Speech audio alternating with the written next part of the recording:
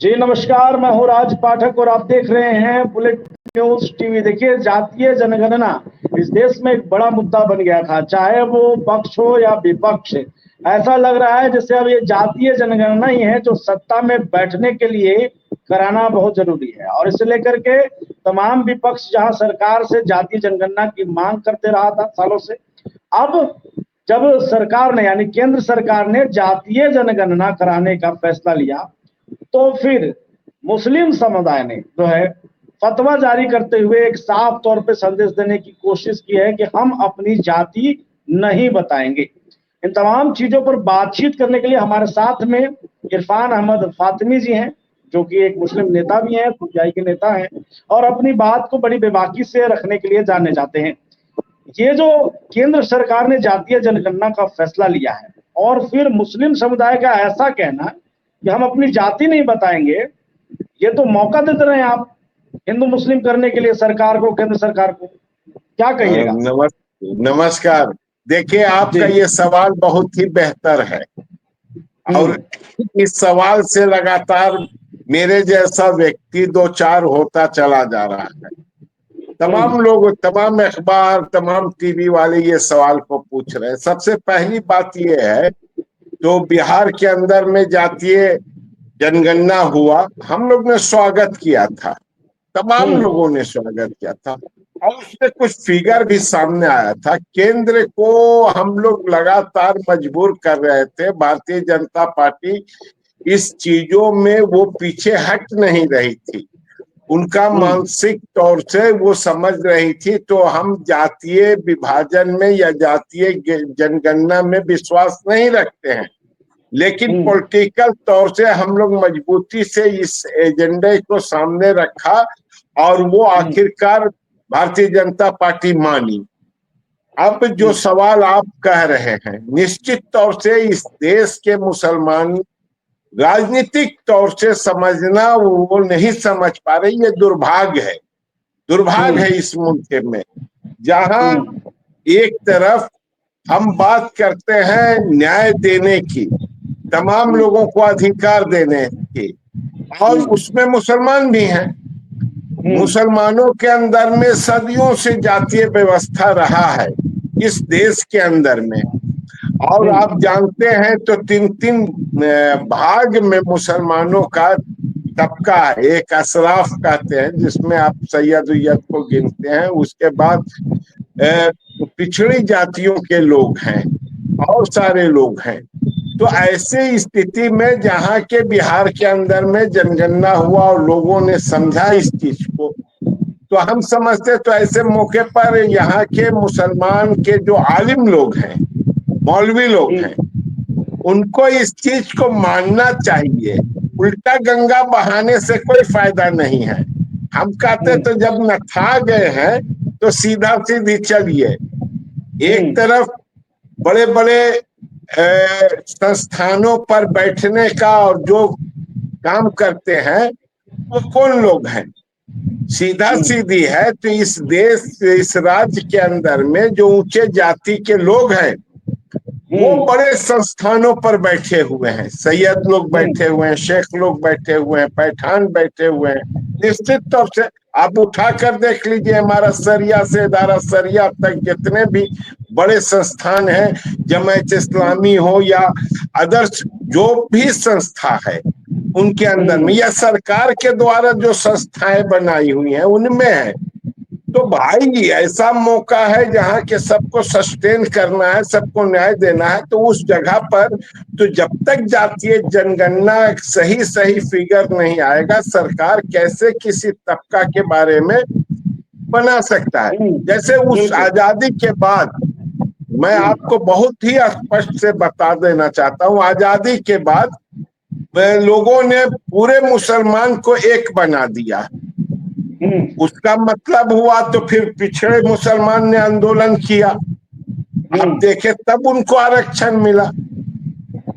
अब्दुल कयूम अंसारी ने कितना जद्दोजहद किया और सारे लोगों ने किया। तो फिर अभी आप देखिए, पूरे देश के अंदर में लोकसभा का सीट ये दलितों के लिए अलग सुरक्षित है। है कि नहीं? उसमें कोई मुसलमान नहीं है, जबकि मुसलमान में हलालखोर है, रंगरेज है, ऐसी जातियां हैं जो दलित जातियां हैं, वो बिल्कुल। वही पेशा करते हैं, वही सफाई का काम करते हैं, लोग ये करते हैं, तो क्यों नहीं उनको मिलना चाहिए? इसलिए हम्म। हम समझते हैं, तो जो मौलाना लोग, जो आलिम लोग इस तरह का फतवा जारी करते हैं, वो सरासर नाजायज है। और मैं तो खुल के कहा इस बात को, तो वली रहमानी बैठे हुए हैं इमारत शरिया में, आप देखिए न, धर्म के नाम पर सारे आलिम लोग पॉलिटिक्स में चले जाते हैं, अपने अपने खानकाह में बैठे रहते हैं, जब पॉलिटिक्स में जाना है तो वो पॉलिटिक्स में चले जाते हैं, एमएलए बन जाते हैं, एमपी बन जाते हैं। लेकिन उस समय तो आप नहीं सोचते हैं। तो जो दलित के बीच में काम करते हैं मुसलमान, उनको जाना चाहिए। आज पूरे बिहार के अंदर में अंसारियों का और दूसरे जाति का विधानसभा में प्रतिनिधित्व नहीं है, इस पर कौन खान अहमद बोलेगा? जी, एक मिनट, फातमी साहब ये बताइए, क्या ये इससे डर क्यों रहे हैं मौलाना, डर क्यों रहे हैं? अगर जाति बता देंगे तो जाहिर सी बात है, जो तबका इस आरक्षण से छूटा हुआ है या सरकार की योजनाओं से वंचित है, उनको फायदा होगा। मुसलमान में ये क्यों डर रहे हैं, मौलाना क्यों डर रहे हैं? फतवा जारी करने का क्या मकसद हो सकता है? देखिए, ताकि डर हमारा रहे हक चला जाए। इसलिए, देखिए इनको डर किस लिए लगा हुआ है? इनको डर इसलिए लगा हुआ है, तो ये जो धर्म के नाम पर जो लूट मचा हुआ है इस देश के अंदर में, और एक खास जातियों का प्रभाव है, और उसमें भी कुछ घराने का प्रभाव है, वो प्रभाव टूटता हुआ नजर आएगा। हम आपसे कहना चाहते हैं भाई, तो देखिए, धर्म के नाम पर सब आलिम मदरसा और मस्जिदों के अंदर में आम लोगों के बीच में जाते हैं, तकरीर करते हैं, 10-10 हजार रुपया, 20-20 हजार रुपया लेते हैं भाषण कराई, धर्म का उपदेश सुनाने में लाख रुपया लेते हैं, और इधर आके बता देते हैं पॉलिटिशियन को तो हम मुसलमान के रहनुमा है। और जो भारतीय डेमोक्रेसी है, उसमें जो पॉलिटिशियन है, पार्टी है, वो किसी न किसी को विधानसभा लोकसभा में भेज देती है। वो मुसलमानों के हितों की बात क्या करते हैं, उनके सुधार की क्या बात करते हैं? नहीं कर पा रहे हैं। इसलिए उनको डर लगता है, तो राज सत्ता में यहाँ का दलित, यहाँ का बैकवर्ड्स जो मुस्लिम है, वो राजनीतिक में आ जाएंगे, तो उनका जो पूरा बनाया हुआ है वो बिखर जाएगा, टूट जाएगा। कौन सुनेगा इमारत शरिया का फतवा? कौन सुनेगा इदारा शरिया का फतवा? अब बताइए न, दीन बचाओ ईमान बचाओ का नारा लगा के एमएलसी बनवा दिया आप, बनवाया नहीं इसी बिहार में। उधर बहुत बरेलवी के लोग नाराज हो गए, तो बरेलवी के लोग आपके जाके बलियावी साहब को एमएलसी बना दिया, एमपी बना दिया। फिर आप उठिए, उसके बाद और हंगामा हुआ तो तबलीगी जमात के लोगों को मदरसा बोर्ड का चेयरमैन बना दिया।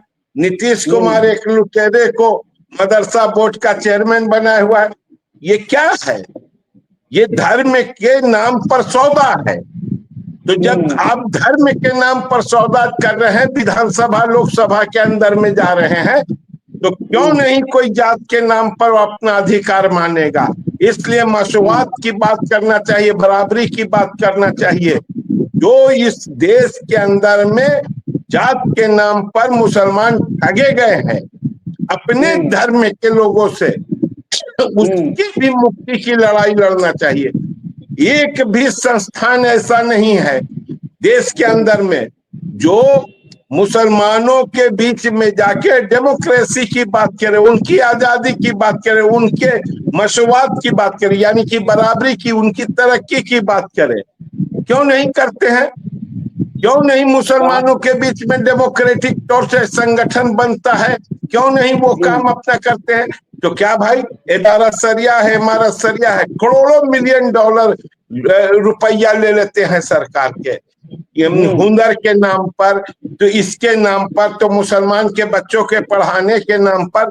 और वही सारे लोग अपना सारा कुकर्म करते हैं, लूटते हैं सरकार को।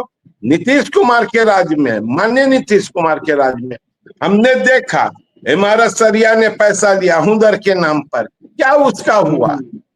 मुसलमानों के बहुत अधिकार की बात करते हैं, कहां मुसलमानों का बजट कम हो रहा है? सरकार कम करे उसके लिए प्रदर्शन नहीं कर रहे हैं, मुसलमानों का ये राजनीतिकरण नहीं कर रहे हैं।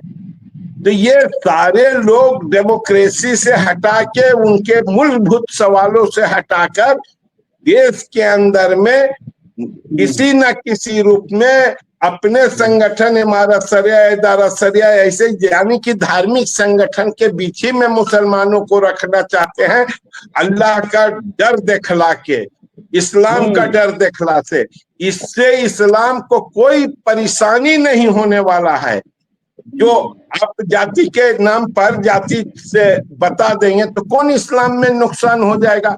हाँ, निश्चित तौर से ये आप कीजिए। तो आप अंसारी लिखिए, आप कुंजड़ा लिखिए, आप रंगरेज लिखिए, आप हररखोर लिखिए, और उसके साथ आप कॉलम में मांग कीजिए, मुसलमान ब्रैकेट में लिखिए, इस्लाम ब्रैकेट में लिखिए। लेकिन आप ये कह रहे हैं तो जाति नहीं बताना चाहिए। क्यों नहीं बताना चाहिए? 3% लोग, 2% लोग, 0- लोग राज चलाएंगे, बड़े बड़े इदारा से पूरे मुसलमान को बांधेंगे। ये गैर डेमोक्रेटिक प्रैक्टिस है। इसलिए हमारा समझदारी है तो ये हर मुसलमानों को जातीय जनगणना में भाग लेना चाहिए, वो अपने बात को बताना चाहिए, और उसके आगे बढ़कर मुसलमान आलिमों को ये कहना चाहिए तो हमारे यहाँ दलित है, दलितों को अधिकार मिलना चाहिए, उसको नरेंद्र मोदी संशोधन करे संविधान में, ये बात उठाना नहीं चाहिए। एक स्टेप आगे बढ़िए, और जो मेरे यहाँ दलित हैं चिराग पासवान के मुकाबले उनको खड़ा कीजिए, बंगालुरु लक्ष्मण के मुताबिक उसको खड़ा कीजिए। एक सवाल लेंगे, आप चूंकि राजनीति से जुड़े हुए हैं, साफ तौर पे है कि जो मुस्लिम समुदाय के नेता हैं खास करके, वो मुसलमानों से वोट तो ले रहे हैं लेकिन दलित मुसलमानों को हक नहीं दिला पा रहे हैं, और इसकी मांग होनी चाहिए। यस, ये मैं कह रहा हूं यही। तो भाई, जब आप मुसलमानों के नाम पर आप लोकसभा में चले जा रहे हैं, विधानसभा में चले जा रहे हैं, तो मुसलमानों की डेमोक्रेटिक राइट को बचाने के लिए आप रोड पर आएंगे कि नहीं? उनके अधिकारों को कि आपको भेजा जा रहा है खाली इस्लाम बचाने के लिए? अरे रहीम मियाँ के घर में अच्छा पकवान पकेगा कि नहीं? रहीम मियाँ का बेटा अच्छा होगा कि नहीं? करीम मियाँ का बेटा MP बनेगा, MLA बनेगा कि नहीं? उसको सत्ता में भागीदारी होगा कि नहीं? ये तय करना चाहिए, न कि खाली धर्म के नाम पर बलियावी साहब को जाना चाहिए, धर्म के नाम पर फलनवा साहब को जाना चाहिए, धर्म के नाम पर अली अनवर को जाना चाहिए। ये नहीं चलेगा, नहीं चलेगा। इसलिए समाज के अंदर में जो कुछ भी हो रहा है और जो कुछ हो रहा है उसमें ये जनगणना बहुत ही, देखिए रिसर्च जब होता है तब उस कौम के बारे में समझ में आता है, कौन तबका कितना गरीब है, कौन तबका की। इसमें अपर कास्ट के लोग भी हैं जो गरीबी रेखा के नीचे हैं, उनके लिए भी काम हो रहा है और कुछ काम होगा। तो हमारा ये कहना है, तो ये जातीय जनगणना जो हो रहा है उसको स्वागत करना चाहिए, और तमाम आलिमों से हम रिस्पेक्ट के साथ हाथ जोड़कर उनसे आरजू कर रहे हैं, मिन्नत कर रहे हैं। तो आप मुसलमानों को राजनीतिक तौर से परिपक्व कीजिए, उनको ये कहिए तो इस जातीय जनगणना में अपना जात लिखवाएं, और उन्हीं सवालों में जो उभर के आएगा उसके लिए आप जद्दोजहद कीजिए, उसके लिए लड़िए, उसको लागू करवाने के लिए लड़िए, पता चलेगा। तो भाई हम इस तबके के लिए लड़ रहे हैं, खाली आप दिन के लिए लड़ रहे हैं, अपने राजनीति के लिए लड़ रहे हैं, अपना वाहवाही करना चाह रहे हैं, ऐसा कैसे हो सकता है? इसलिए ये जो ऐलान है आलिमों का ये गलत है। इस पर देश के लोगों को सहमत नहीं होना चाहिए, पुरजोर इस का विरोध करना चाहिए। एक नया रास्ता खोलने का ये रास्ता है, उसका स्वागत करना चाहिए। बिहार में खुला, बिहार में पता चला, उसमें क्या परेशानी है, देश में भी पता चलेगा।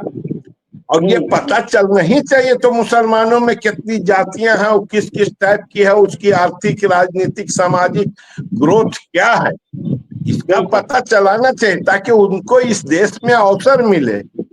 ये जरूरी बात है। चलिए, बहुत धन्यवाद हमारे साथ जुड़ने के लिए इरफान अहमद फातमी जी।